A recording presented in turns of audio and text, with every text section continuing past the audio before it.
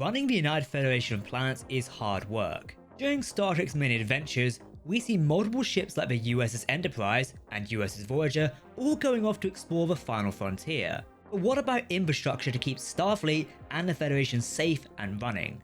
Well, that falls to another line of starships. Today, we take a look at the Parliament-class starship. These ships appear to be geared towards large, complex engineering projects. However, they could also perform other roles such as diplomatic missions. But how did this ship come about? Where does it fit into the timeline of the Star Trek universe? All that and more in today's Star Trek Starships Breakdown. Let's go.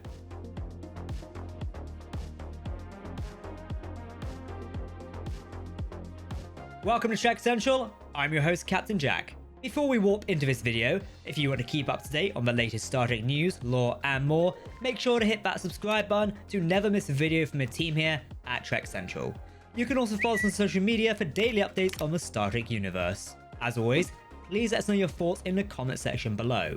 While you're watching this video, what would you call a Star Trek starship if you were to command one? I'll tell you my choice by the end, so get commenting. Remember, if you're talking about Star Trek, we want to hear about it. Okay? Engage. The Parliament class had your standard Starfleet starship design layout. This consisted of a saucer section with two warp nacelles mounted on pylons to the lower aft sides. Two primary impulse engines were on the aft section of the saucer. The secondary hull was made up of a front-facing navigation deflector array, which rested beneath the aft of the saucer and was attached to a saucer with a pair of curved pylons. The Parliament class could cruise at a warp speed of warp 7, with a maximum speed of warp 9. Warp drive is able to be fed into the impulse engines for extra power. A Parliament class starship came in at a length of 641 meters. In terms of tactical systems, the ship was armed with phaser beam arrays and photon torpedoes, and presumably either had quantum torpedoes installed or the ability to have them installed, like other starships active within the 2380s. Standard Starfleet deflector shields were installed for defense. Given the new design, the Parliament class possessed several features other ships did not. One example is fluidic processors that could self-replicate their silica. Additionally, the ship class had thermal mesh with a double lattice and titanium hull brackets. Ooh, let's go look at their thermal mesh. I bet it's a double lattice! Double lattice! Let's refocus on the ship's nacelles. These massive nacelles were large enough to feature windows and habitable sections. It meant the crew could operate within them, which was not typically the case on other Starfleet vessels. For example, if a nacelle was active, it normally meant the area was too harmful. With advancements in technology, perhaps new shielding had been installed to allow for the nacelles to be habitable and accessible when in use by the starship. The Parliament class had 11 decks. One of the most significant sections was the ship's main shuttle bay, which spanned decks 6 and 7, and allowed for at least 9 shuttlecraft and at least 18 Argo-type ground vehicles. These were stored on decks 5 and 7 and were adjacent to the shuttle bay. Typically, a Parliament-class starship would carry a complement of Type 6A shuttlecraft. In the USS Vancouver's case, her shuttlecraft were all named after neighborhoods in Vancouver, British Columbia, Canada. We could presume that this is the same for the US Toronto, another Parliament-class starship. The shuttle bay was adorned with the starship's name and the Starfleet Arrowhead insignia in a metallic gleaming Command Division red. If we look at the Master Systems display of the USS Vancouver, a Parliament-class ship, we can see other well-known locations, such as engineering and the bridge, are located in the typical positions as they were on other starship classes within Starfleet. The Parliament-class starship design has been active in the early 2380s. However, it is possible the ship design was around and active within Starfleet prior to the 2380s, especially if we compare the Parliament to the California-class ship design.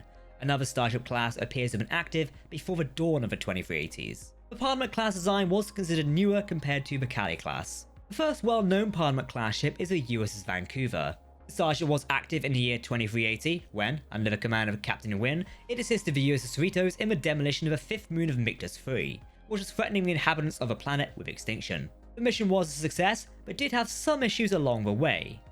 Implode the moon. Yes, Captain. You maniacs! We just redid the floors! Many of the crew from Cerritos would work on board the Vancouver, where they were in awe of the superior Parliament-class design. A year later in 2381, the Cerritos was assigned to support the Vancouver during Captain Wynne's post-war trade negotiations with the Karama. Unfortunately, the Vancouver was rerouted last minute to the Hesperega system to evacuate a colony being threatened by something known as a, and get ready for this, brown hole. This forced the Cerritos' commanding officer, Captain Carol Freeman, to conduct the negotiations herself. In the same year, Vancouver was taken over by a rogue program, Badgie. Thankfully, this was resolved. Well, I'm gonna go to an empty dimension and create a universe now. Maybe hang out with the Q Continuum or check out the Black Mountain. Following this, Vancouver was tasked with retrieving the ex-Starfleet civilian, Dr. Beverly Crusher. In 2381, the USS Toronto, another Parliament-class starship, was assigned alongside the Cerritos to support Admiral Vassay's mission of opening up negotiations for allowing Ferenginar to join the Federation. Given the advanced design of the Parliament class, we can presume the class of ship was active in the dawn of the 25th century. It was introduced in a similar time frame to the Akira, Saber, and Steamrunner class, all which appear to have lasted into the early 2400s. In Star Trek Online, which is set in the 25th century, Parliament-class starships are still operational and registered as combined miracle worker ships, surveyors, and cruisers. In the 2410s, the class of ship was still considered a state-of-the-art starship design. The configuration of a Parliament class made it ideal for demolition assignments, given that it could be equipped with a controlled gravimetric demolition console. This module enabled the ship class to damage or destroy physically large targets. The Parliament-class starship first appeared in Star Trek Lower Decks. Since first appearing in a Season 1 episode, Cupid's Errant Arrow, the ship has appeared in 4 other episodes. The most notable ship is of course the USS Vancouver. In the MMO video game, Star Trek Online, a Parliament-class ship is established as having took part in the Battle of Wolf 359. This would have been the USS Ibn Sina NCC 70532. Naturally, this is extended canon, so it's not full canon to the Star Trek universe. We recently did a full breakdown of a Battle of Wolf 359 with every ship known. Check out that video here on the Trek Central channel.